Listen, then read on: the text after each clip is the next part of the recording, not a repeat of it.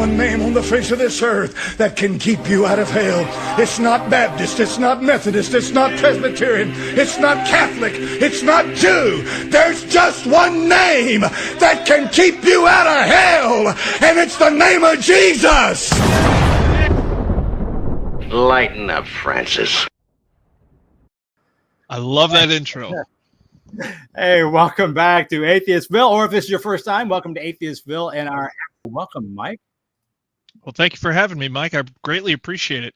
Yeah, it's a pleasure to be here. I saw another one of your podcasts, and I thought, wow, this is a great way to be able to reach out to people.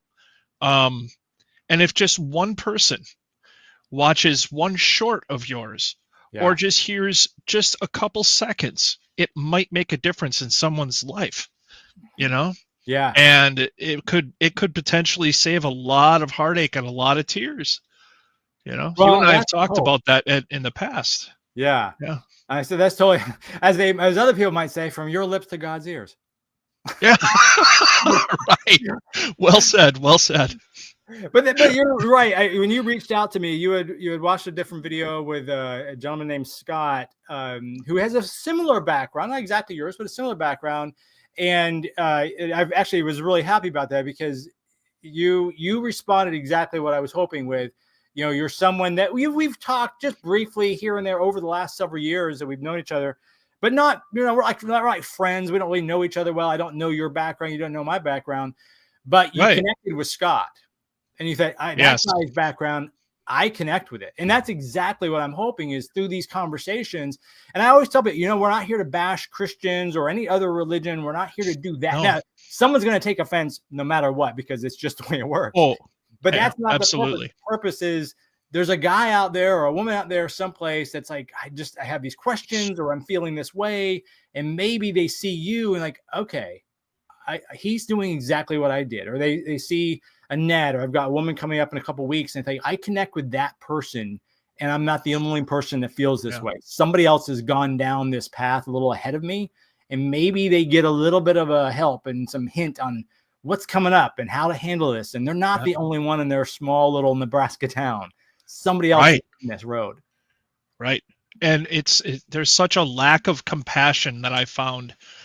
In my experience, there's such a huge lack of compassion, even inside of Christianity. And they preach that God is love. And, you know, we'll get into that as the show goes on. But, when people like you and I, or anyone who just doesn't believe in any God, when we're going through our experience, sometimes there's compassion that is just missing from all of that.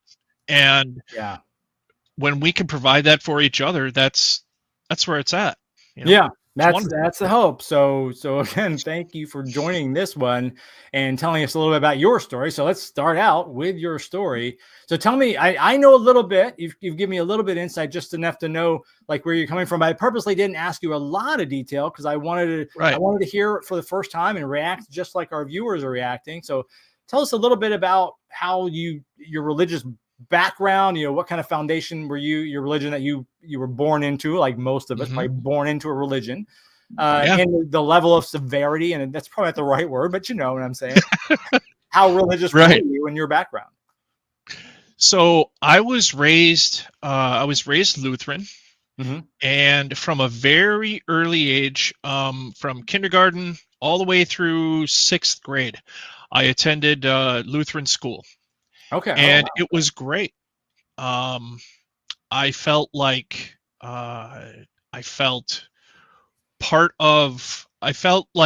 was acting in my life. I was now I know that that's indoctrination, but what I'll do now is I'll just describe what I was experiencing, because there at some point there's this transition that takes place, and to illustrate that I think is valuable. But I was surrounded with the love of God, in my God loved my family. My father, the Lord God, is in heaven, and Jesus died for my sins. All of these things. And I soaked it all in, Yeah. and I felt moved, and just continued to move forward in my church. And in sixth grade came along, and my parents couldn't afford to continue sending me there, Oh, okay. so I went to public school. But every Wednesday, I went back for confirmation class, and I longed for that sense of community and that sense of belonging, because I was told, I wasn't necessarily told, but it's presented that we are the in group and everybody else is other than. And it was real serious, because there I was in a public school.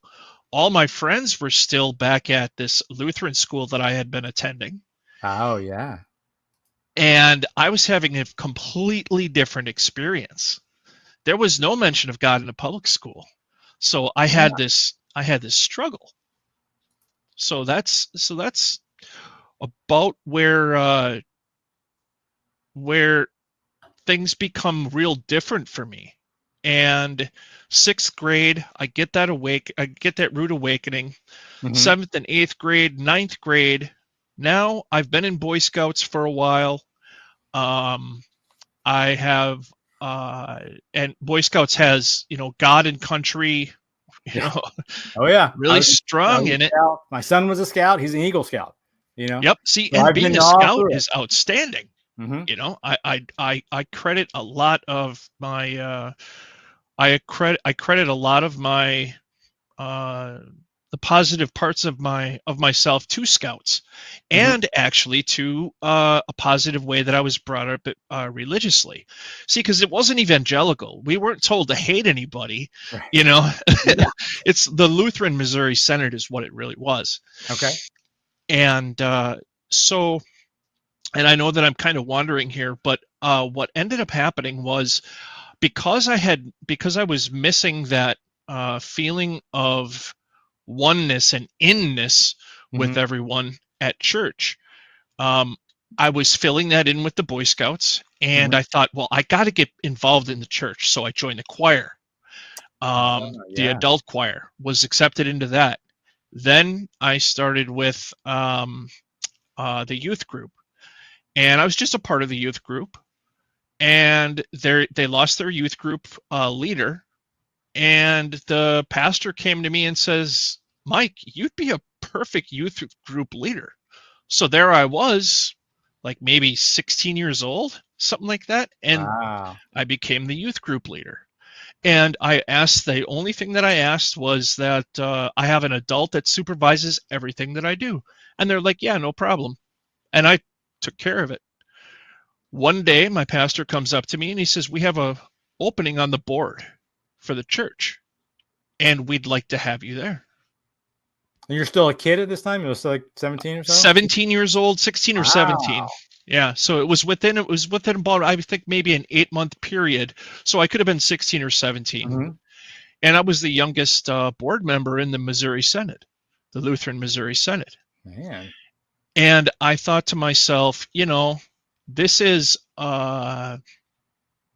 amazing. It was everything that I wanted. Right.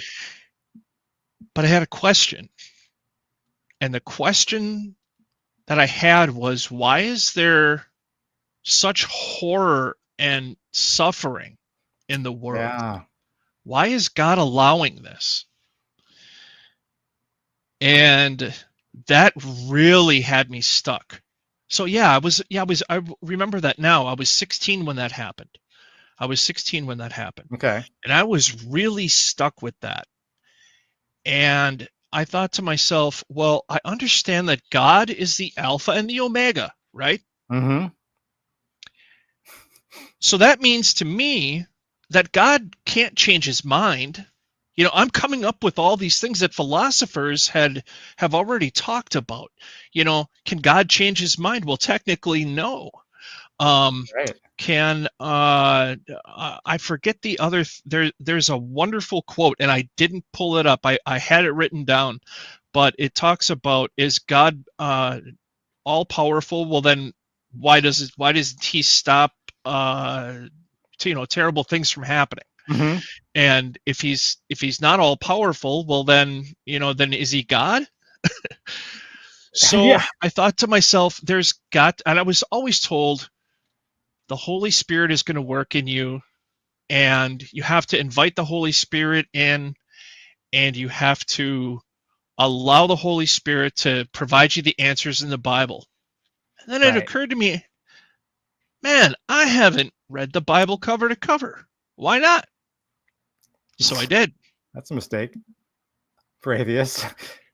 And I was done. I was done.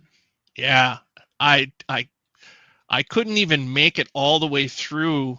I barely made it through. I think it was Job. And I'm like, this is bananas. And I told myself, I'm just going to keep on reading it. So then I get to the part in the Gospels where they talk about the birth of Christ. And I'm thinking, how is it possible that the birth of Christ in Matthew, Mark, Luke, and John are all the story of his birth is completely different. The story of his resurrection is completely different. Yeah, it's a little question, isn't it? I've always wondered about that. Like, I don't even know how they did that. How they let that. Yeah, how did that come up? And then now I understand that it's because these were things that were written by different people who weren't around when Jesus was supposed to have been around. Right. And it came years later, and it's stories. And I thought, well, in my Native American culture, we have stories too. Yeah. And the story of Coyote interacting with Badger is told in this Brother Badger and Brother Coyote. That story is told from the East Coast all the way to the West Coast in any location that you have a coyote and a badger, right? Oh, okay. Their interactions. So I'm seeing these analogs, and I'm thinking, this is just people who didn't have answers, who are working toward trying to make sense of the world around them. And then, so I guess to answer your question, that's my that's where I ended up. That's where I landed. You kind of arrived at this. So so as you were doing that, and you said you're 16, turning into 17, how long was that? Was that realization? Was it fairly sudden in the sense that I know you said you read the book, which is surprising, right? It's like, you actually read the book that you've been talking about for all your life at this point, or been hearing about and exposed to. But like almost all of us, reading the Bible is not actually high on the list of people that go to church. It sounds bizarre, right? But atheists tend to be fairly well read in the Bible because your story is not unique in the sense that a lot of atheists start to read, and that's what sparks the question. If they're at that point in their life, it could be young or old, doesn't really matter, where there's just the intellectual curiosity starts to get a hold of them. And if someone doesn't step in and put a really hard stop on that by threatening you're going to go to hell, or, we don't do that kind of, whatever threat works, and threat's a strong word, but it is what it is. Oh, it is definitely a threat. Will get the best of you because you're like, this doesn't make sense. I can't quite buy it against whatever intellectual knowledge and experience and sort of foundation you have. And then you become this conflicted area. Like, I just can't buy living in the belly of a whale for 3 days. That seems impossible to me. And then all these are just sort of stories and analogies, but it depends on what religion. I don't know enough about Lutheran versus, say, Baptist, or I was raised Episcopal. I don't know how strict the word is. Is it literally what they say is exactly? Oh, it's quite strict. The Lutheran Missouri Synod is considered Catholic light. Okay, so okay. I was kind of thinking like Episcopal was that too. Like our priests could get married. We had some of the same pageantry, but it wasn't quite as strict.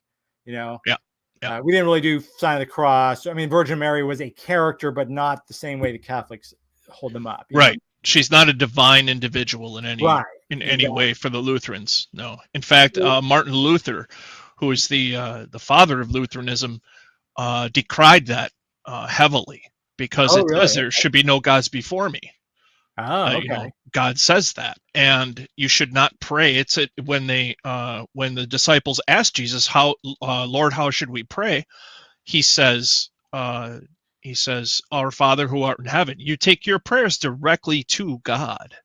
That's what it clearly states in the Bible. Yeah. But Okay. the Catholic Church decided that they needed to have this intermediary, because as soon as the relationship is developed between the individual and the divine, it takes everything else out, you know. Mm-hmm. And Jesus Agree. says, wherever one or more of you are gathered together, there I am also. Okay. So that Yeah. eliminates the church, and the church needed money, and they needed money, and they needed land and money. So Money again. Yeah. yep, yep. So one of the great ways that they were able to do it was to establish that the Pope is God on earth, and Mary is an intermediary. You can only get to Mary through the Catholic Church, Yeah. you know, and so on and so forth. And any good religious scholar or any good priest Catholic priest will certainly agree to that. You know, there's no uncertain terms about that. Yeah. There's not a lot of leeway in that No. process. So let me ask you this. Again, because I don't know enough of Lutheran, so I can't really make any assumptions, which is probably a smart thing to be on. How does that, and you're also in Missouri, and this is something else that it's always interesting. I talk to people from different parts of the country. I grew up in the South. Missouri's not technically the South, but it's the same style of culture. You know, it's a very, it's a conservative area, very Yes. much like the South. I grew up in Florida. So how did your church upbringing, and at this point, you're now a leader in the church, you know, at least within your peer group, especially, how did that affect your outlook on the others, if you will, the outside world, and on yourself, and just any other thing? Because, you know, it's funny you mentioned 16, you know, and we talked about Boy Scouts. We always used to joke that Boy Scouts, a lot of times kids start to get out of it. You know, you can be into your 18, 15 and 16. We always used to talk about that's when the fumes get you. The car fumes, and the perfumes. You know what I mean? Because they pull you away from really quick. Like, oh, I got a girlfriend. I can't make meeting tonight. I got a car. I gotta go. You know, drive around and be cool with my friends. You know, so it's really hard to keep kids in. And here you are at church and stuff like that. So you have all these things going on that all teenage boys have going on in our heads and stuff like that. Yes. How does the church and that upbringing, how does that affect you? Where are you? Are you shameful? Are you conflicted? Are you not trying to just like separate the two and compartmentalize? Tell me about that. So my perception of the world was that it was a wonderful place where there are some people that were just misguided. Okay. And they just hadn't heard the word yet. Okay. Evangelism was the ticket to be able to get it out to everybody. And it's not their fault that they haven't heard it yet. It's just they haven't heard it yet. That's pretty much what we were taught. So then, I guess you could say homosexuality was looked at as a sin, just like any other sin. But nobody really drilled into it. You know, we didn't have, I'm sorry, what's that? I was just like sort of casually mentioned as this is a bad thing and then moved on and just didn't dwell on it. Right. Okay. Yep. But it was a mortal sin. And, you know, there's the, you know, mortal sins. You break the 10 Commandments and you don't repent. You're going to go to hell. And it never really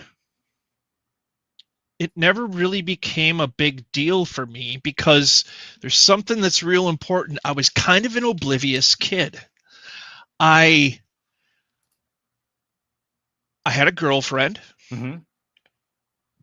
And when my friends would say things like, oh, that's gay, or, you know, they would say derogatory things about homosexuality, it just brush it off. You know, it didn't occur to me. It wasn't a big deal. But I didn't think there was anything wrong with the way a guy looked, you know. Turns out I was bi, but I was so unaware. I was very oblivious. So the pain of that didn't come until I was, like pretty much in the army by that time. And so my worldview was that the world is a wonderful place full of people that have or haven't heard the word. And I was just going to go about my business. And my mom would always tell me, she'd always say, Michael, you get too wound up. She'd say, you have to remember every morning when you wake up, you need to just say, let there be peace on earth and let it begin with me. And I thought, as long as I'm doing that, then the Holy Spirit's going to work through me. I'm probably going to become a pastor. I'm going to do this, that, and the other thing. And that's how I was going. But in the back of my mind, all these questions are coming up, like, I'm attracted to that dude. Really? This is in high school, or this is after school? Yeah. Well, like I said, when I was about 16 or 6, about 16. You're already starting 15, to have 16. These bisexual feelings as in that, again, mid-teens. Okay. Yep. And you kind of brushed on. I just want to go back to it because it's important. It's Pride Month, so let's hit these things. So at this point, I don't mean to get personal, too personal. That's okay. I'm an open book. An open book. That's good to know. So at this point, you think that guy's attractive, or you see it, but you also have a girlfriend. Yep. And I'm assuming you're exploring as kids do at this yes. age. But are you acting on the bisexual part? Are you acting on the guy part? Is that still like, I feel it? No. Or are you conflicted? I'm trying to get my question the right way. And I'm not asking specifically if you did anything with a guy at this point, but I'm thinking, were you like, I find him attractive and I don't know why I find him attractive, because clearly I have a girlfriend and I shouldn't be finding him attractive. And the church says this, the other was just like, or was it more, well, that's interesting. He's a hot looking guy. Like, I mean, I can see a good looking guy. Yeah. I can see why my wife thinks he's a good looking guy. He's an attractive man. I can totally get it. Doesn't mean I want to have sex with him, but I can appreciate attractive people. Sure. But that's as far as it goes with me.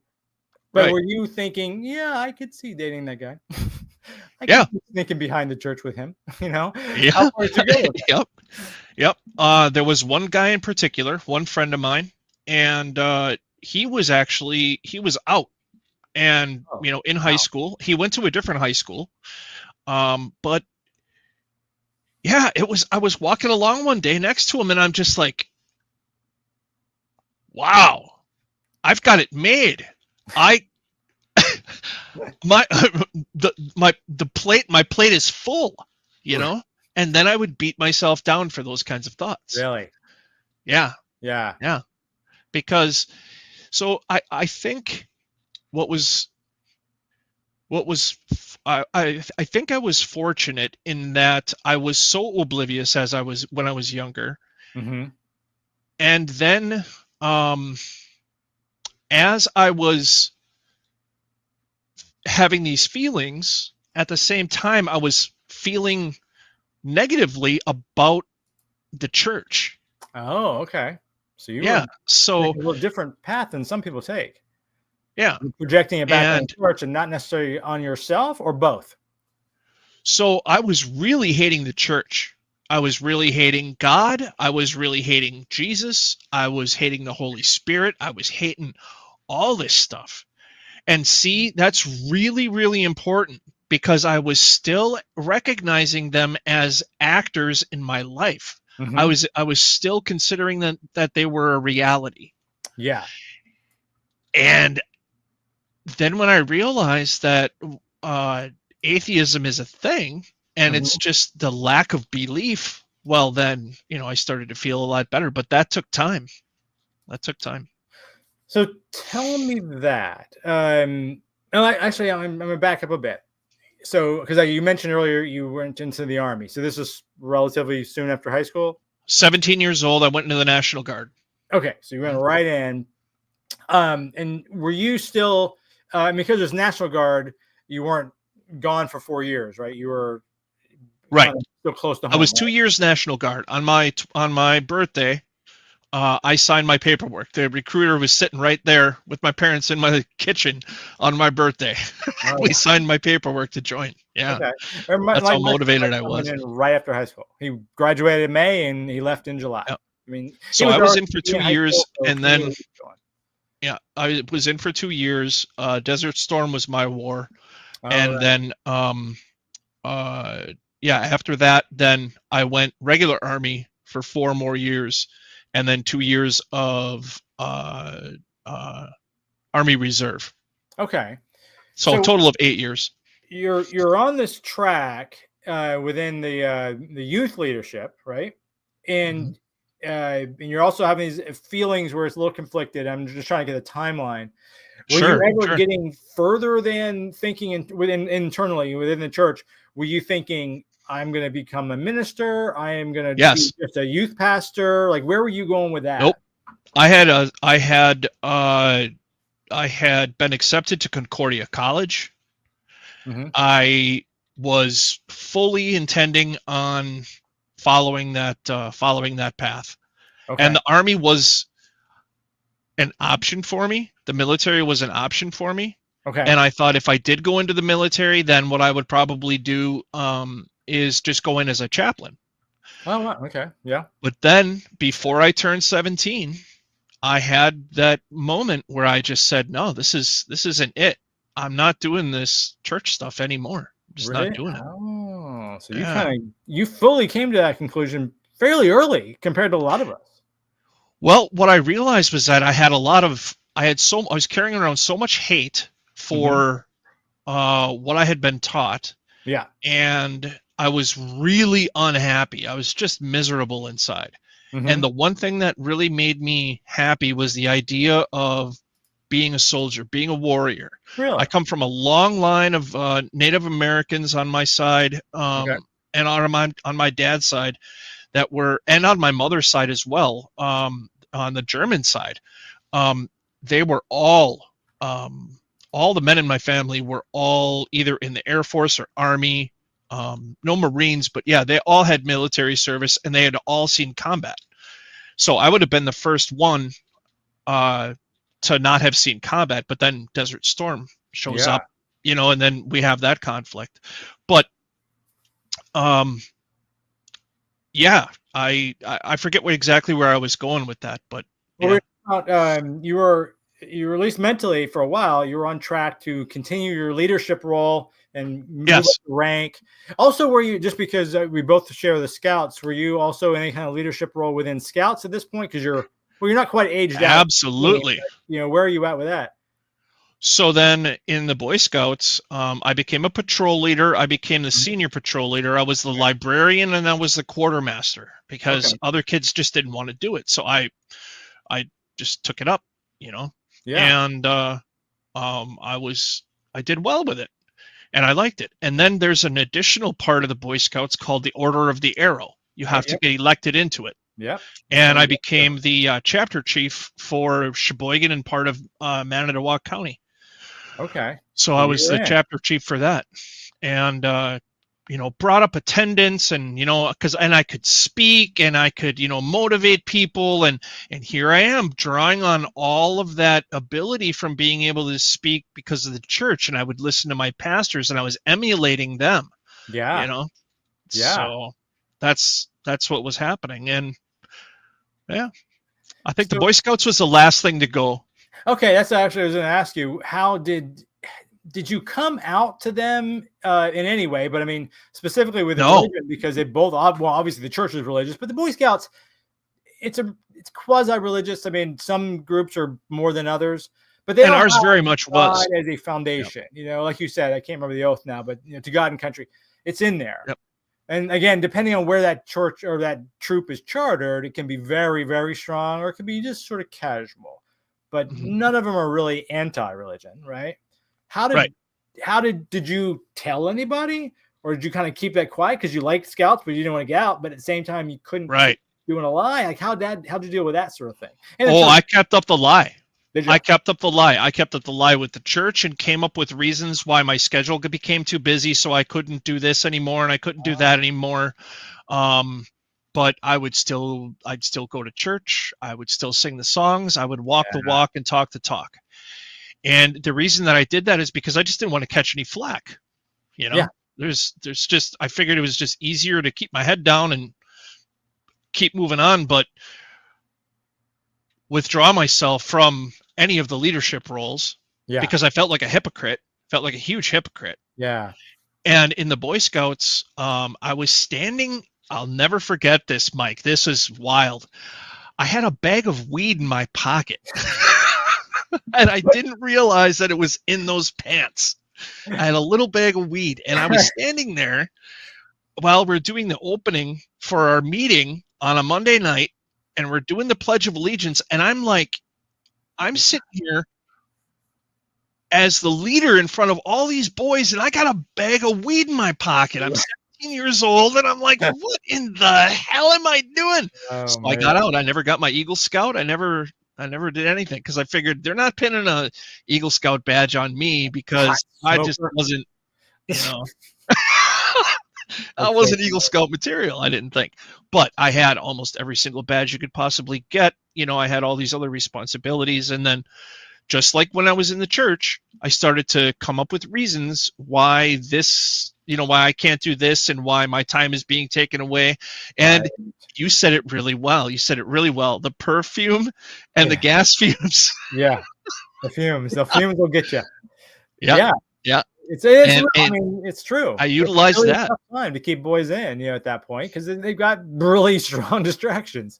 And as much as canoeing and kayaking and hiking, that's a lot of fun. I love it. But I also kind of like girls a lot too. So I can't do both, Join a venture crew where they had co-ed, But it's interesting. So did you ever come out while you were in any of these groups, ever come out as atheist or even bi, either way, or did you cut it completely off? So I never came out until about I want to say a year or two after I met my wife. Oh wow. Or I should say to everybody else, but to my wife, she knew. Okay. Yeah. And she knew that I was atheist before we even met. I told myself that when I go into my next relationship, there's just no way that I'm going to hide myself. I just can't do that, Okay. So, yeah. And how old were you then when you met her? Well, I'm 51 and we've been together for 16 years. So I was in my 40s. Okay. Yeah. So you were late 30s. Yeah. Okay. And were you out in that period of time? Not to friends and family or anything like that. There was one friend of mine that I was out to, and other than that, no. And one day I just decided I'm gonna send my stepkids a message on Facebook and let them know. And just be like, hey, if you see any posts from me on Facebook, I need you to know and not be shocked that, I'm bi and have been all my life, but it just never came up. It never came up for any of us. So I never thought to mention it. But now I feel like I want to mention it, publicly. Yeah. And both my stepkids were like, hey, that's fine, Mike. No big deal. I treated it real easy and real bland, I guess. Yeah. Yeah. So tell me also, I think you touched on this very early in this conversation. When you grow up in a church or any organization, but obviously we're talking about church, there's a social fabric that your family is usually part of. The smaller the town, it's a bigger presence. And when you start to decide that this doesn't work for you, you lose a lot. You don't just lose that conflict and the question of what's going on. You lose sometimes your family, you lose your friends, you lose sort of everyone, the things that you did. I mean, we would go there on Saturdays and we had prayer and we would do the choir and all these things that we're doing. Boy Scouts, you were doing this, and all of a sudden, none of that.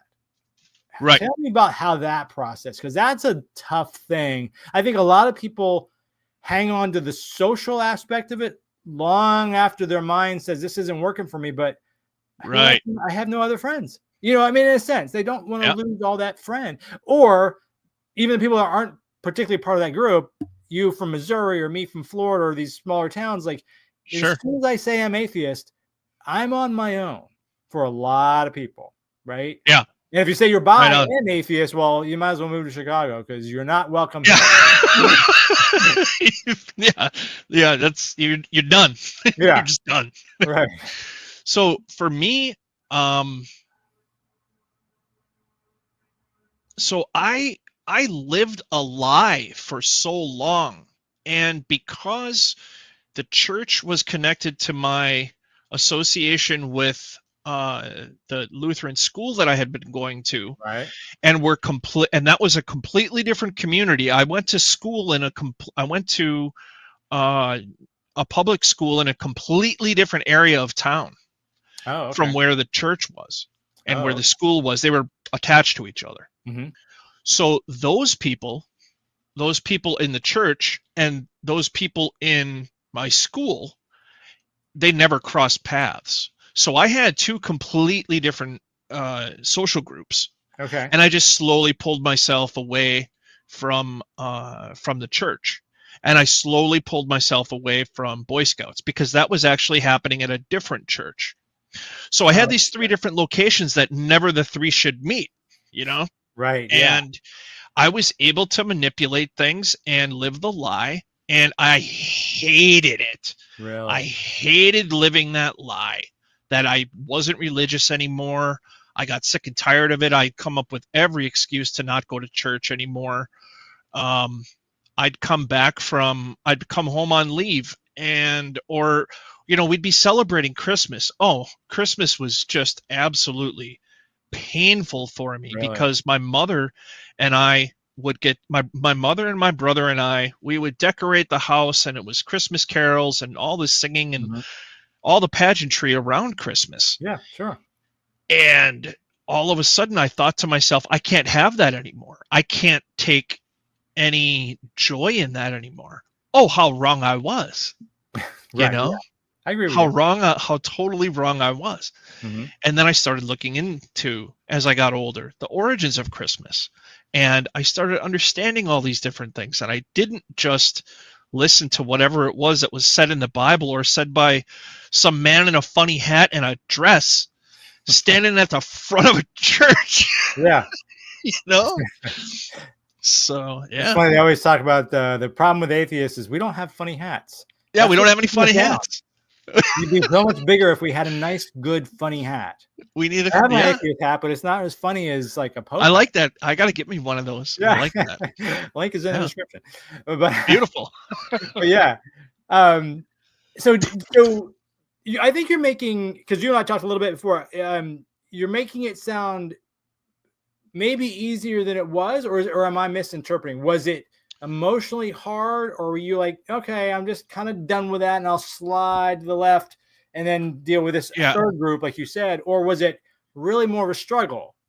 There was a big struggle inside myself. Okay. I didn't have to hide who I was. I was just really, really sneaky at manipulating scenes, situations, and scenarios around me so that I wouldn't have to answer any questions, and I could dance around stuff like the best of them. Yeah. Because I had already had the experience of having to think on my feet at such a young age and be able to, maintain meetings and, organize this, that, and the other thing. It's like my wife said. She's a teacher, and she said, we're the greatest actors there have ever been. Because when you're up there in front of the class, you got to just keep it rolling. Yeah, it's true. So, and I became really adept at, like I said, manipulating situations so I wouldn't have to answer questions, doing all those things. But at the same time, I would lay awake at night and I would just hate myself. Really? Just hate myself for living the lie. And that really, really bothered the hell out of me. So when I went into the Army, well, then that's when my drinking started. Oh, as a result of that, do you think? Or absolutely, and I had experienced a lot of physical abuse by my father. Everyone to this day loves my father, and him and I get along well now. But he was just incredibly physically abusive, you know, just beat the paste out of us on a fairly regular basis. So I had all of that I was hiding, and I had all of that trauma. Plus I had the trauma from no longer being part of Christianity. And at the same time, I was still considering Jesus and God and the Holy Spirit as three real entities that I was very angry with.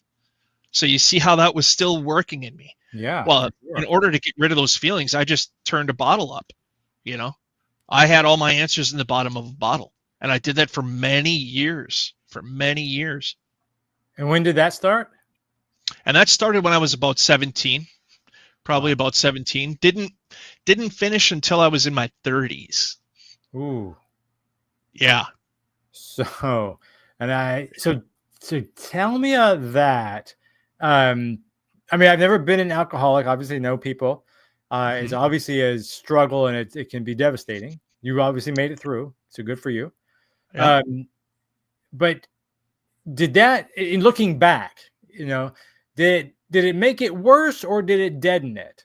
Because I think it could go both ways. No, it made it absolutely worse because I was dealing with nothing.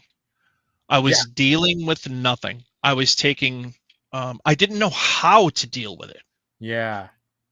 No one comes up to an atheist, or no one comes up to a person and says, I understand that you don't believe that there's a divine power in your life. Well, let me tell you a little more about that. Nobody says that. No one does. But they will knock on your door and say, would you like to hear about your Lord and Savior, Jesus Christ? Yeah. Or they'll go ahead and pack up their family and they'll move to the Congo and start pushing it on people over there. Yeah. When's the last time that you heard an atheist say, hey, would you like to hear about the Big Bang? This doesn't happen. No. So there I was. You know, I had no schema for what direction I was supposed to go, how I was supposed to handle these things inside my own head. So what I ended up doing as a result of that, all of those thoughts needed to go somewhere. And like I said, I pushed them right into the bottom of that bottle. You know? So I'm going to stop you real quick because I just happened to notice that Tyler has a commentary. So atheism is false. That's really interesting. I think he's a little misunderstanding what atheism is, because it's a lack of belief, which by nature can't be false. I can believe or not believe it, whatever. But okay, let's hit Tyler's question a little bit though. In terms of, it's going to be kind of hard because we don't exactly know where he's going. We both know where he's probably going with that. I think Tyler, what I can say is, to say that atheism is false, I think I understand where you're going with it. I think you want to say, in your opinion, atheism is inappropriate. And there's a big difference between inappropriate and being false. Now, like Mike was saying, atheism is simply not believing in the divine at all. Right. And the only difference, and I'm just gonna guess, and correct me if I'm wrong, and I can't see chat, so I won't know. Maybe Mike will be able to let me know. But I'm gonna guess that you're Christian. And the reason that I'm gonna guess that you're Christian is because this is being broadcast here, mainly in the United States. It's being broadcast in English. And we're not in India, right? Right. So if we were in India, we'd probably be talking about Hindu and the Hindu gods. So I'm going to take the guess and imagine that you're probably Christian. The only difference between me and you, Tyler, is that I believe in one less God than you. You don't believe in Thor or Buddha or Zoroaster, or, I mean, the list goes on. Yeah, Zeus, Ra, you know. There's millions of them. I just believe in one less. There's absolutely no evidence that I can find that points to there being any kind of divinity at all. Mm-hmm. At this world is so incredible with what we already know about it. We don't have to base our morals, we don't have to base our perception of the world on ancient scriptures, on ancient texts that were written by people who were around in the Bronze Age, who literally did not know where the sun went at night. Yeah. I mean, come on. I know. In as we mentioned earlier, and thank you, Tyler. And we're, I'm always insisting when we do these that we are polite and we're civil, even if sometimes the questions are not, because as we mentioned at the top of this conversation, we're not here to bash you. If you're a believer, and I'm one of those atheists that's, if you believe in what you believe, knock yourself out. I might have problems with what you believe. I don't have a problem with that you believe it, if that makes any sense. And some people can't see a distinction, but in my head, in my heart, there is a distinction. If it makes you happy and you believe it and it solves problems in your life, so be it. The problem becomes when you then try to push that upon me. And that's when we have a little bit of an issue, and we're going to, depending on how involved you are or your religion or your group is with laws that can be placed on me, then we have a little bit of problem with that. But if you're a Scientologist or you're a Christian or you're a Buddhist or you're any number Mormon, I don't mind. It doesn't bother me at all. We might have a friendly debate if you're up for it. But even that I don't really get into, because I don't want to necessarily change your mind. I can point out some things maybe you want to think about, but you can take it or leave it. But it's not wrong to me. And it's just like Mike, the other Mike, the Mike and Mike show. If you were born in a different country, it's 100% guaranteed you would believe something different. If you're in Afghanistan, you mentioned India. If you were born in China, you were born in Afghanistan, you'd have Buddhist or you'd have Muslim. That'd be your belief. It is what it is. That's factually true. You might argue with that, Tyler, but that's not the case. But again, Tyler, I do appreciate your question. I really do. I enjoy talking with people. So please, if you have another question, as long as you stay civil, we'll be happy to address those. Yeah. Something that was, I like to read anything by Christopher Hitchens or Daniel Dennett, any of the Four Horsemen, Four Horsemen, yeah. And Christopher Hitchens said it very, very well. And he said, if you want religion, if you want those, if that's your favorite toy, then you go and you play with that toy all you want. And I am not going to prevent you from doing that. In fact, if anyone prevents you from doing that, I'm going to stand up for you. Yeah. But do not get confused, because you will not compel me to play with those toys. Yes. Do not compel me to play with those toys, because then you and I are then we're at loggerheads. And that's what happens here in the United States. We're seeing it. We're seeing it very clearly with evangelical Christianity and the government right at this moment. Yeah. So. And, for someone that thinks as we do, that's a problem, obviously. I think, quite frankly, it's a problem for a lot of people, even people that are religious. As you mentioned, Lutheran being Catholic light. I always think the same thing about Episcopal is Catholic light. Now, I was raised, though, mostly in Florida, which was mostly Southern Baptist. That is not Catholic light. That's as severe as Catholic is, if not more so. And I would imagine my friends and family, many of them would see absolutely no problem with an official religion, with our politicians saying this is exactly what we are going to do as a country, as a law, as a overriding system, which is interesting because that's, of course, what we would dislike about Afghanistan or Pakistan or everything else, But as long as it's their religion, then it's okay. And that's what they want.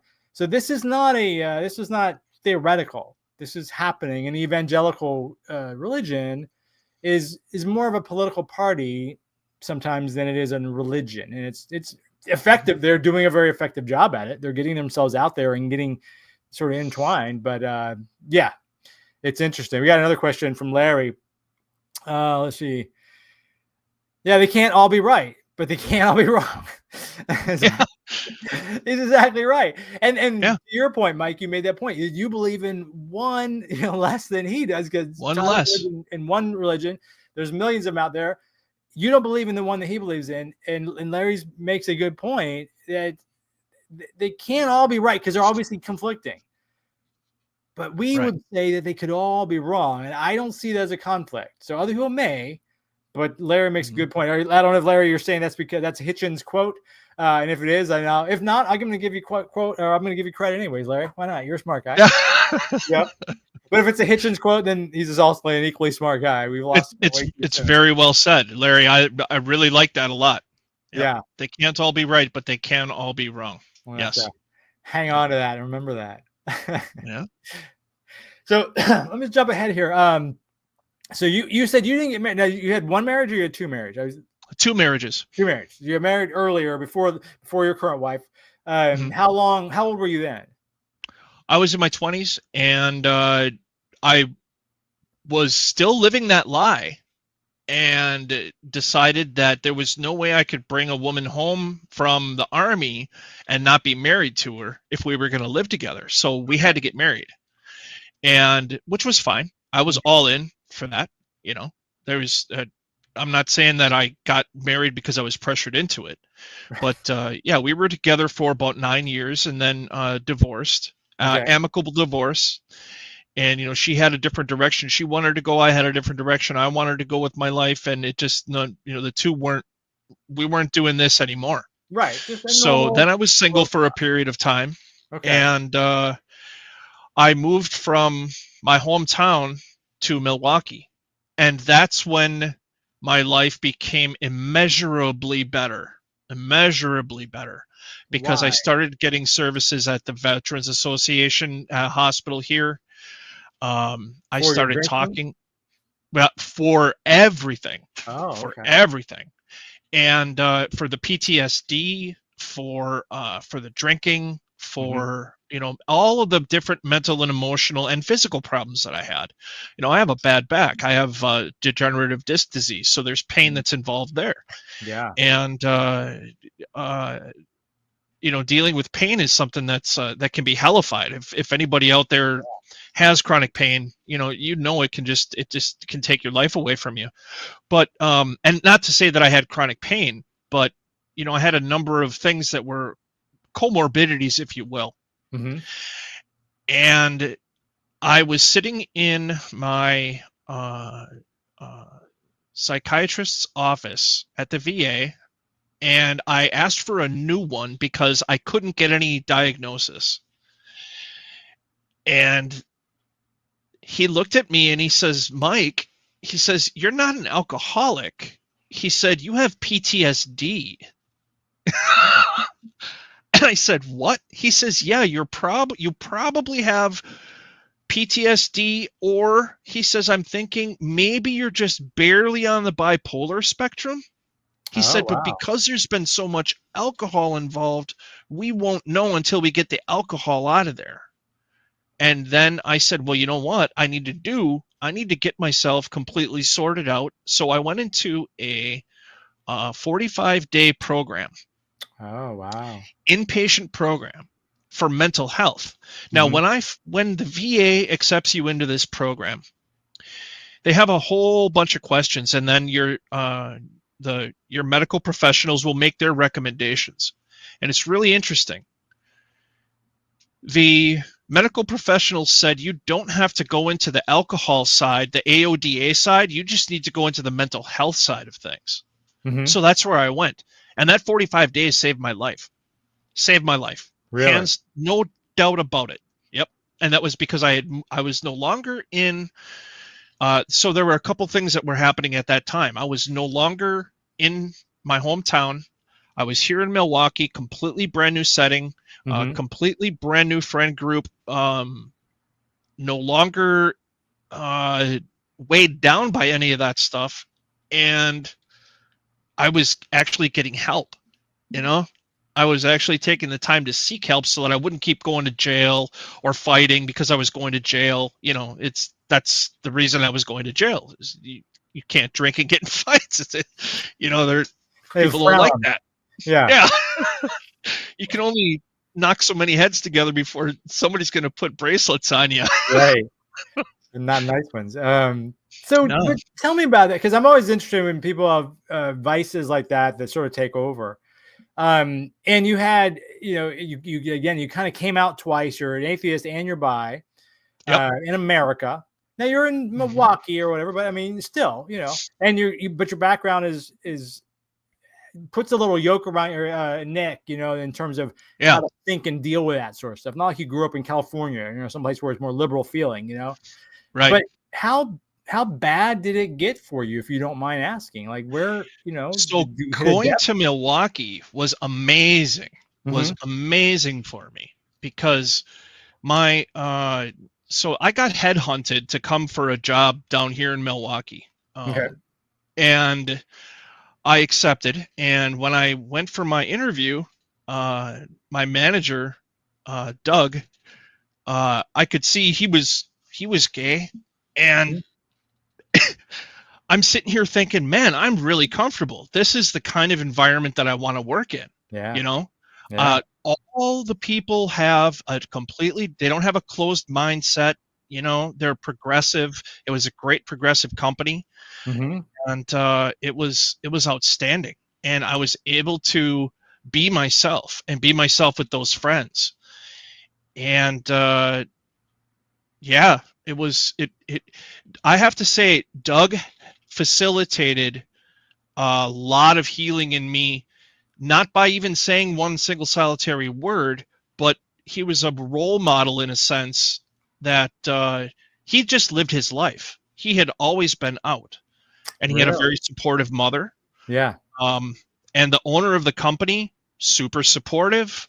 And it got to it actually went so that, how did it actually play out? So I became the head salesperson for the company. Then I went to prison because of my drinking for 2 years. Natural next step. Beat somebody up, stole a car. Really? And, well, I didn't really steal the car. I moved it to a different spot, but they called it operating without owner's consent. I took his keys and I moved the car, and then I threw his keys on top of a roof. So it happened. Yeah. So anyway, how long was that spent? That was 2 years. Really? Good Lord. Yeah. Now, okay, so now you've opened up a whole nother can of worms there, if you don't mind. Yeah. You said you're open. So I don't lose my job. They actually keep me on. They're like, Mike, don't worry about it. We know you're having a hard time. We're going to stick with you. So I get out. Crazy. Yeah, I get out of prison and I buy the company.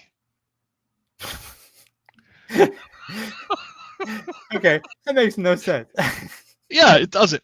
Yeah, I'm welcomed back with open arms, and me and a couple of people got together and we bought the company. The owner, during that 2-year period of time, had commingled his funds between a couple of different companies.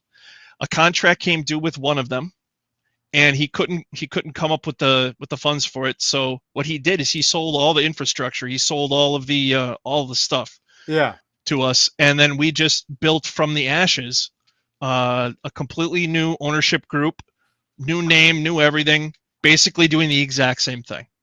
You see, selling software. Blueberry Muffin says it was GTA in real life. GTA in real life. Yeah. Yeah. And one thing that I never did, I'm so fortunate, Mike, I'm so fortunate, is I never let my drinking interfere with my professional life. People will say to this day, I don't know how he did it, but he did it. I never let it interfere. Isn't that actually a fairly common trait of a lot of alcoholics? You become so good at being an alcoholic, which sounds bizarre. I'm a lightweight now. When I was a kid, 21, going to clubs, I could drink a lot. Now No, you give me 2 drinks. I'm like, okay, that is way too many. And I can feel it. Yeah. Other people can feel it. Everybody's so much more attractive than I'm telling people. You are such a pretty person.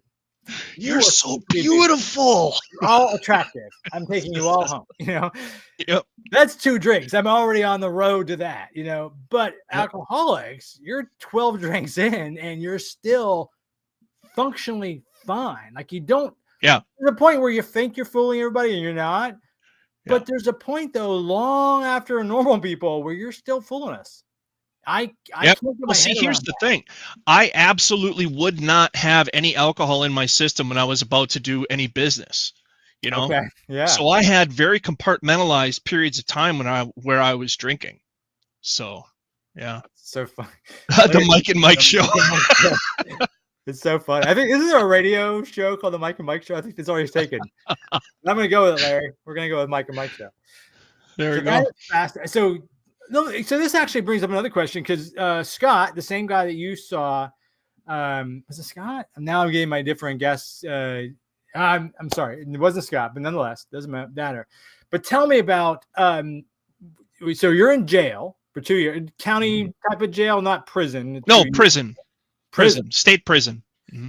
Lord, okay, so you're in state prison with the people that chopped off heads and the guy. Yeah, absolutely. Everybody in between, right? Shawshank. Absolutely. Everything that you just said. Absolutely. This is in Missouri or is this in? No, this is in Wisconsin. Wisconsin. Not that it probably makes a difference. I think they're probably all bad. But right. We have to remember that's where each state, a state prison is where people will put. It's where we want the worst people in our society to go. Yeah. I mean, I get it. I'm not opposed to prisons. I get it. I want some people to steal a car, but whatever. But okay. Yeah. But now prisons are obviously we all have our thoughts of prisons, and I don't know if they're necessarily true or not, but we have them.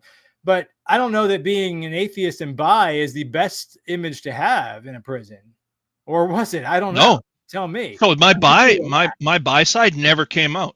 I would hope not. Right? I would think, and I said to myself when I was right. So, and then the other thing is I was always just terrified of STDs. I mean, when I was in the Army, I got to Fort Bragg to do 4 years there, and they have you watch a video about STDs and things like that. Let me tell you what, that put the chills down my spine, and I was so effing careful. And that's fortunately, I always kept myself out of any problems that way. So, but yeah, so it never came up when I was in the joint. Yeah. But being atheist absolutely did. Really? And yep, absolutely, because I would not stand for because everybody finds God when they go to jail. Yeah, very common. When they go to prison. And it just makes me sick. And then these guys say, you know what, God sent me to jail, or God sent me to prison so that I could become closer to him. Okay. And I'm sitting here absolutely mortified because of their crime that got them in there. It's crimes that I will not repeat on your show. You guys can imagine. You're all smart people. You folks can just about imagine. And I think to myself, how twisted could you possibly be to think that a divine? But anyway, I'm just gonna drop it right there because I'm gonna get up in my feelings about it, because I had really strong feelings about it. And we didn't have anything for atheists to be able to, because they count it as a religion. They say, what religion are you? And I say, I'm atheist. And they're like, okay, we'll mark you as atheist. Okay. And that goes under religious preference. And I'm like, but that's not a religious preference. No, it's a weird, it's not uncommon. We get lumped in with a religion, and some of us, they say, well, it's a religion like bald as a hair color, or off as a TV. Yeah, there you go. Exactly. Not really, that's but I understand the need to put it into a bucket, but it's really not. It's the absence of religion technically, right? We don't believe. Right. And I don't know. And I'm asking just because this is an aside, it wasn't even where I was going with this question, but just because we just said that. And you brought up Hitchens earlier, and obviously you're familiar with Dawkins. He has that scale, like it's a 1 through 7. I fall like on the 6. And for those of you that don't know it, I'll put it up as a screenshot later. But it's 1 is where you are absolutely 100%, there is a God. No question. 7 is you absolutely do know there is not a God. I fall on a 6, which is I don't know. I don't assume there is. I don't suspect there is. I live my life as if there is not. But I can be aware that there's a lot of stuff in this world I don't know. I see no evidence of it. And when I wake up tomorrow, I don't thank anybody. And I'm going to go the rest of my life and probably drop dead one day and never having believed. Unless this person, God, deity, whatever they are, wants to show themselves to me in a way that makes sense to me. And they would know which way it would work for me because they are, in fact, a God. But where do you fall on that spectrum? So if 1 is here, or 1 is here and 10 is here, I am as close as you could possibly get to 10 because I have no evidence. Yeah. I have had really strange experiences. I have had, some people say, supernatural experiences. I have a podcast that I was doing of my own for a little while where I talked about things that go bump in the night, all kinds of scary things, Sasquatch, aliens, all this stuff. Right. But I would always look at it from a skeptical point of view, but with the understanding that people from time immemorial have been experiencing something, right? And they can't all be crazy, right? Yeah. So if just one of them is accurately reporting what they're seeing, then we've got a problem. Either there's nothing or there's something. And both situations are equally disturbing because either we have a ton of completely bananas people, right? Or somebody has experienced something. Now, would you that say does not prove argument for religion, though? Because you could have but that does not prove that there's divinity involved. We didn't know where the sun went at night. Yeah, that did not mean in any way that it was being pulled through the sky by a horse past the horizon. Right. Yeah. Right. Just meant we didn't know. We just didn't know. So I think that some of these things that people experience, we just don't have a scientific explanation for. We haven't put it inside the box yet. Yeah. Years ago, 1800s or 1700s, we came up with germ theory. We put that in the box, right? All of a sudden. We know how to utilize gravity to bend light. We can do that now. Yeah. We put that in the box. There you go. Anything that's extra sensitive. The God of the gaps, right? In terms of religious, and we would say as atheists, the God of the gaps, where I have a gap in my knowledge, so it must be God. Or like you were saying, in 1700s, you're getting an infection because you have evil spirits. Like evil spirits, right? I had a germ, but they didn't know what germs were. So obviously, it's evil spirits. That's the only other possible answer, but that's what they go with, right?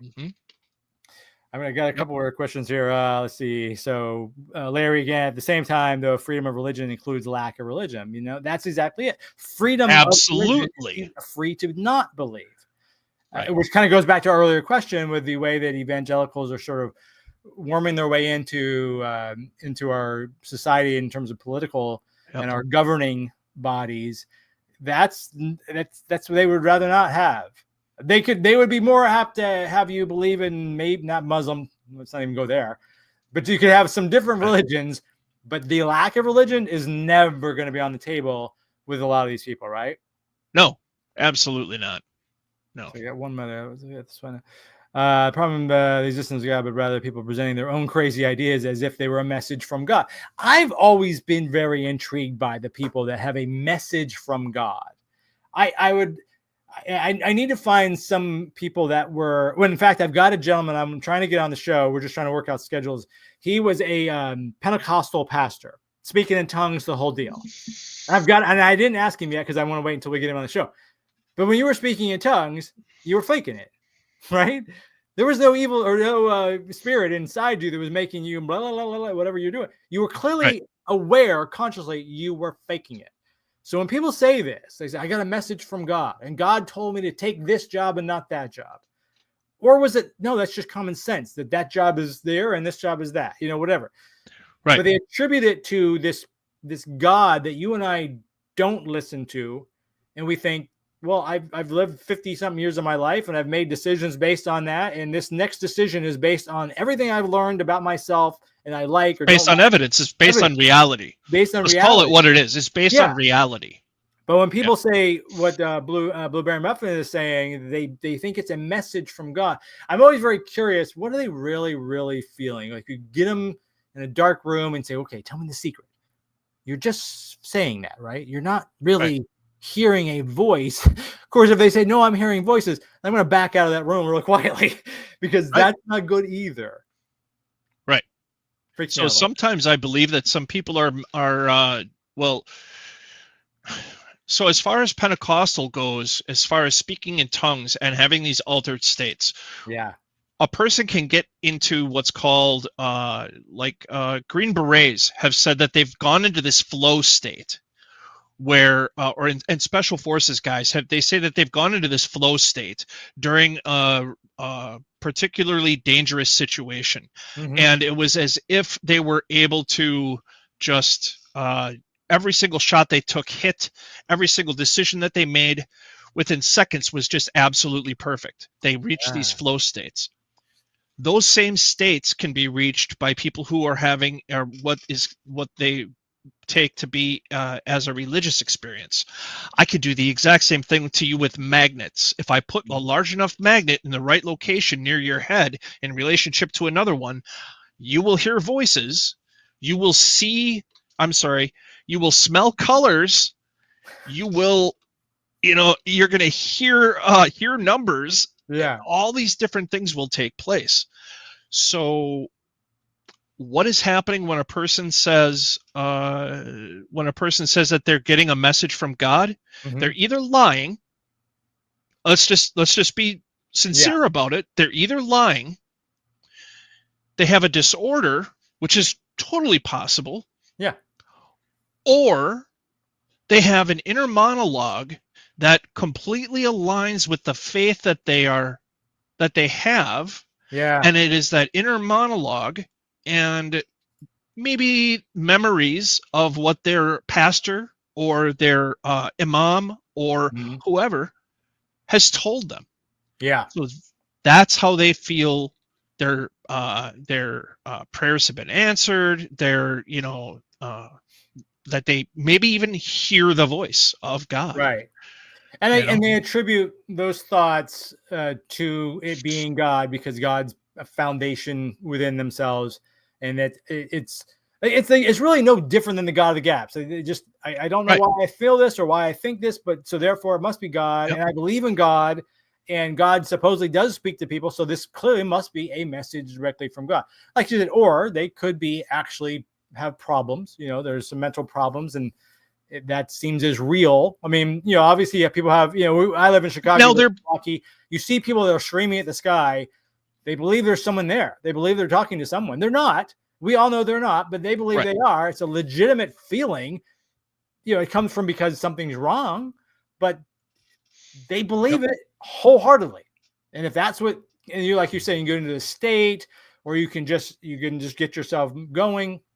Okay, I don't quite get it, but I mean, apparently it does work for some people. Larry brings that to the point. This is one of my problems. I have a disdain for authority. I always have.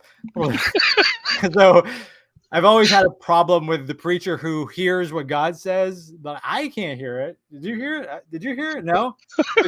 Pastor Johnson, he heard it. And nobody else in this room has heard it, but I guess he says, like, what was Pastor John? He was working at Walmart last time I checked, and now he's hearing from God. It's just like, I don't know, man. I don't know why God would pick that guy to talk to, but that's a very common thing. And people that go to church, they believe, and some believe truly that they are literally, that guy is tapped into God. He's literally got a one-way, back and forth with God. And he's going to tell us all what God has to say. Like, my disdain for authority does not allow me to go down that road. My own. I like to tell people who have family members or people in their lives that are pushing what God wants upon them. Yeah. I like to tell them that they have to be real. I like to tell those people they have to be real careful, because if they're going to represent what God wants, it says in the Bible, and this is God speaking, God says, I will take great delight in wetting my sword with the blood of those who mislead my flock. You better have it on the ball if you're going to be preaching something to somebody. Right. Because that's no uncertain terms. I will take great delight in wetting my sword with the blood of those who mislead my flock. I did not know that one. That's a little rough. Yeah. Oh, I remember that. And pull that out at the right time. Pull that out at the right time, and you're going to cause someone to at least, hopefully, take pause. Take pause. So that you can get a word in edgewise, or you could just leave it at that. Absolutely. As an atheist, we don't have to prove anything. We don't have to prove a single. Extraordinary claims demand extraordinary evidence. Yeah. I don't see the evidence. Agreed. I just don't see the evidence. And I mentioned earlier, and I said it maybe somewhat joking, but I'm not joking per se. If there is a God or creator or whatever, that's fine. I'm willing to accept that is a possibility, because there's a lot of things that are possible. Absolutely. And I absolutely agree with you. Yep. Yeah. I'm totally. But Go ahead. I'm sorry. Oh, I was going to say, I'm totally prepared to be incorrect on that. And I'm completely willing to say that, hey, if the rule is, you're going to go to heaven in a gold cube, or if heaven is a gold cube that's going to come out of the sky and land in Jerusalem 5 miles by 5 miles, with the river down the middle of it, coming out of the throne of God, and that's where I'm going to worship for the remainder of eternity. Well, all right, then. All right. That I don't have a choice. Well, yeah, that's what it says in Revelation. And I saw heaven descend out, and I saw heaven. How does it go? I can't remember the exact quote, but that's the description of what heaven actually is. In fact, for anybody who is watching, please look in Revelations. I think it's 21, and look at the exact description of heaven. That's what you're promised. Mm-hmm. That's what you're promised. Not this magical sky place where everybody's going to be walking around happy. On a cloud. It's it's exactly like Christopher Hitchens said. It's a celestial North Korea where you're going to spend your time chanting "Dear Leader, Dear Leader, Dear Leader." Yeah. And eating from one tree whose roots stretch onto both sides of the river that comes out of the base of the throne of God, and that's the tree of life. And that's the only thing that you will need to eat. Now, you could tell me that I'm inaccurate with that, and I'm going to tell you exactly what you're doing. You're going through other parts of Scripture and picking and using things piecemeal. Don't do that. Don't do that. Either the Bible is or it isn't. You do not manipulate, because guess what's going to happen? Somebody's going to, according to you, wet their sword with the blood of those that mislead his flock. I'm gonna put that up on the screen after I do that, because I did not know that one. I'm looking that one up. Yep. I'll look up the other one too you just mentioned. I was gonna say something, I can't remember what it was now. Doesn't matter, whatever it was. But I'm gonna wrap up here in a few minutes. I got like 2 more questions. So the first question I want to ask you, because you had that period 16 to 20ish, 22, whatever that was, if you could go back and talk to yourself, what would you have told yourself to make that process easier? However you define easy.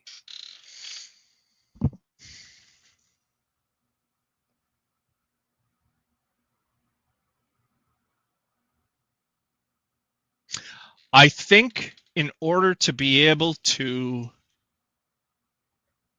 say it to my 16-year-old self so that my 16-year-old self would understand it, I think I would say,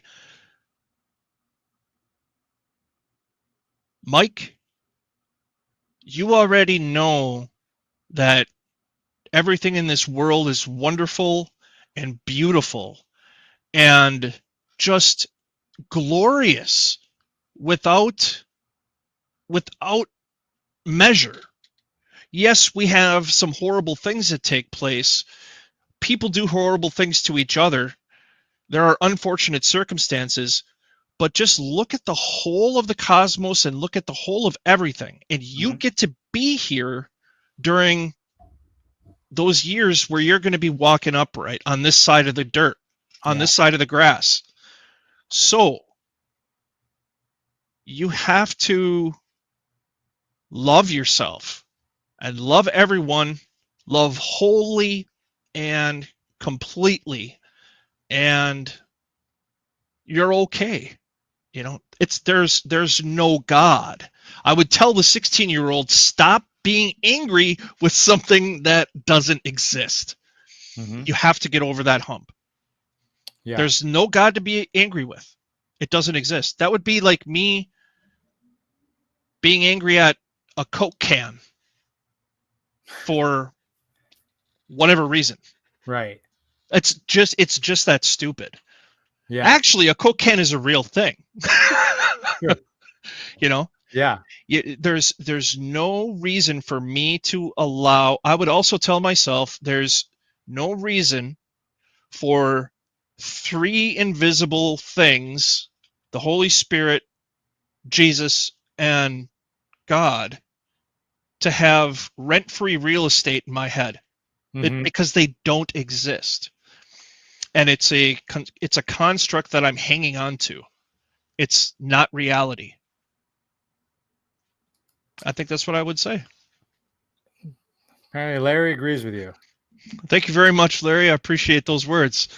That's really, we have to tell each other that. We have to, as atheists, as humanists, as people who, just as human beings, we have to tell each other that we are good, that we are enough, that we are important, because we are. Yeah. We absolutely are. I'm gonna pull this question up, but we're not gonna go down this road with it. But I'm gonna give Catholic traditionalists. So Catholic traditionalists, you're just asking us to join the live stream. That's not what we do. It's not you specifically. It's just, this isn't the conversation. This isn't a debate with Christians. Although I do appreciate your interest, and I appreciate you watching. And you may not have been here at the beginning of the conversation. We're not here to bash religion. We're going to do it by the very nature of the discussion we're having, which means we're going to offend some people, and we're going to find things that we don't particularly like, or mock is probably not the right word, but I'm sure you'll take that as such. But this isn't the conversation. There's plenty of other channels out there. That's what they want to do, is they want to have that debate. I'm not looking for the clicks that come with this fiery debate. And I don't mind having a civil conversation, and you're welcome. And I actually would encourage you, throw some of those comments in when this gets reposted. Put some comments there. I'll go in there and address them. I might want to spend all day doing it. But I don't mind having a civil conversation with people. And I'm sure Mike, the other Mike, he wouldn't mind responding to those questions either, because we've gone through these things, and we're not angry people. We just don't believe what I'm assuming you believe as a Catholic. And Mike was Lutheran. I was Episcopal. So we probably have a lot of the same core that we grew up on. We just went different directions, and it's no problem. But again, I appreciate you watching, and I appreciate you commenting. I really do. I'm not being disingenuous when I say it. I really actually do. We're just not going to get into that. And we're actually at the very tail end of the conversation as well. I did have one sort of different question. It's slightly different from what we just talked about, which is what you would tell yourself. But if you were to meet someone now, someone just like you did, is watching this video, tomorrow or a year from now or whenever, and you ran, and he sees what you're saying, and I'm having those same thoughts. What would you say to that person? I think I would just ask the question, if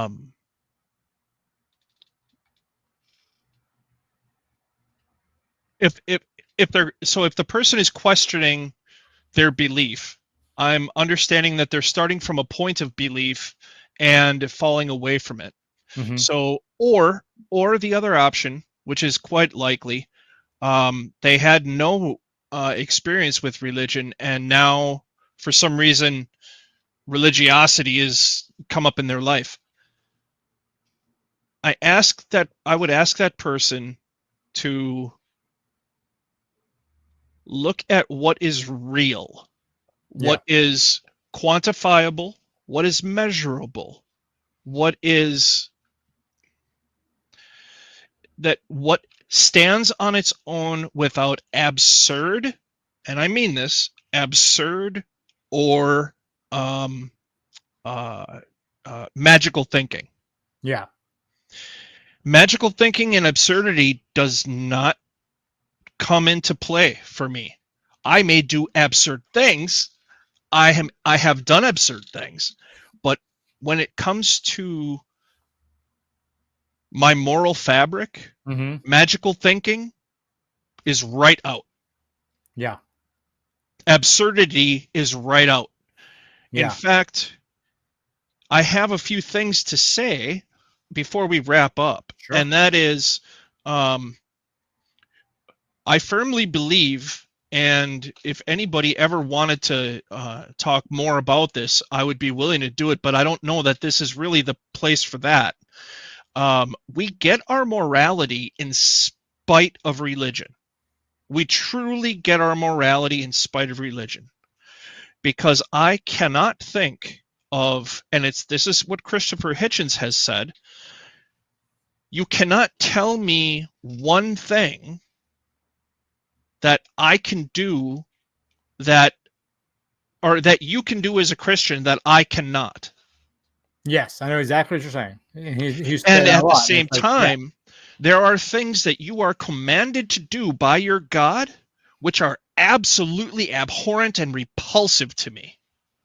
And I will not have any part of it. Yeah. And those are commandments. Those are things that are commanded by your God. Quick question. Who looks at a brand new baby boy and says, yeah, let's cut some skin off that penis? Yeah, that's never. All right. I'll back off right there. Yeah. That's or anything else that is a command, to split the baby in half, kind of stuff. All these things that we do, or whatever, it doesn't matter. It's all, again, we would obviously disagree with it. Catholic traditionalist is asking me. I'm not even getting into it, but he said, no, I can prove God. Put me up on that. No, man. Sorry. I appreciate. So Catholic traditionalist, I do want to speak just for a moment. Sure. It's important to understand that while I realize how passionate you are and that you may feel that the hand of God has come and touched you in some way, shape, or form in your life, that there is no evidence. There is absolutely nothing that amounts to evidence, right, for any God at all. And there is. And I have to compliment you, and I have to.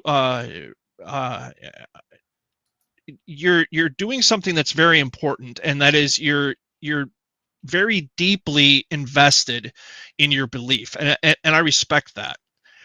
But at the same time, we have to get rid of magical thinking, and we have to get rid of the absurdity. We cannot include the God of the gaps inside of our moral philosophy. We can't tell someone that they are born flawed and then command them to be well. What is that? Come on now. What is that? So, but I do see what you're saying when you say that you can refute what we're saying. It just has never happened. It's not going to happen. It's not going to happen until something comes either out of the sky or shows up on TV or whatever and proves that it actually exists. Yeah, and I said this earlier, and I absolutely mean it. If a God exists that knows all, sees all, that sort of God that most people believe in, then that God knows what it would take to make me believe, which may not be what makes you, Mike, or Blueberry Muffin, or Larry, or anybody else. It could be different to all of us. That's fine. But that God would know that. If he knows where my keys are, and he knows where the red lights are, and he knows what job I really wanted, then he certainly, and I say he, I'm defaulting there, but Right. that they would certainly know what it would take to convince me. And thus far, I'm either unimportant because he hasn't bothered to do it, or unable to do it, or they do not exist. And Right. I'm going to bet on they do not exist. If I'm standing at the pearly gates and I bet wrong, then well, okay. But I'm Right. willing to take the risk, right? I'm not interested in, Christopher Hitchens said it, I'm not interested in living in a spiritual North Korea. Exactly. I agree with you. Let's end on Hitchens. And also one quick thing to Blueberry Muffin. Thanks again. You've watched all the episodes and been a great series. Thanks. I do appreciate it. And thank you for watching. And I hope you will tune into the next one. But Mike, let me just thank you again for coming on. I was so happy you reached out to me to begin with. And I'm happy you came on and shared your story. It's always interesting to find out the challenges that people went through. And I really do appreciate you having done this. Yeah, it's a real honor to be here, and it's wonderful to be able to communicate with the viewers and to spend some time with you, talking in a little more depth on everything. Thank you for having such a great show. I really, really do like it. Well, thank you. You're very welcome, and I appreciate you coming on. And for those of you that are watching at home, whenever you're watching this, if you're interested in being on the show, like Mike is, not how Catholic traditionalist is, I would love to talk to you. I'm very interested in people that have gone through different challenges. Like Mike's bi. I've got a woman that's coming up. She's a Black woman who runs a group here called Black Non-Believers. If you're I've got a friend of mine that's Mormon. That's a different sect. I'm very interested in talking to all these different types of groups. Or if you're not Christian, we attack the religion Christian because we're America. But if you're Hindu or you're Muslim or you're Buddhist, I'd be very interested in talking to you because I want to find out. I'm just intellectually curious about those backgrounds and how you went through that process. So reach out to me, drop me a note in one of these messages. I read all the notes that come in and that people place that on the comments that they place. So I'd be willing to hear what you have to say. In the meantime, check out this channel. We've got another one. These coming up, I think, in 2 weeks. With Cynthia McDonald. She's a fantastic person. I've enjoyed getting to know her, and I think you'll find a very interesting conversation with her. So check that out. Mark your calendars for that. And in the meantime, have a great day. And thanks a lot for checking us out. Take care.